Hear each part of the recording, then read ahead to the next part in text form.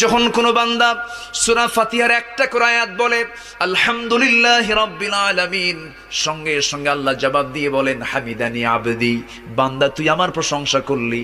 আর রহমানির রহিম যখন বলে আল্লাহ বলেন আসনা আলাইয়া আবদি। মালিক ইয়াউমিদ্দিন যখন বলে আল্লাহ বলেন মাজ্জাদানি আবদি।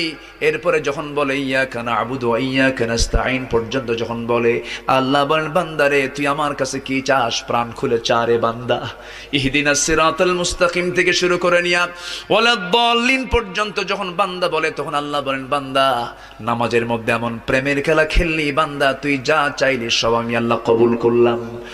ওই বান্দা যখন রুকুতে যায় আল্লাহ তখন অস্থির হন।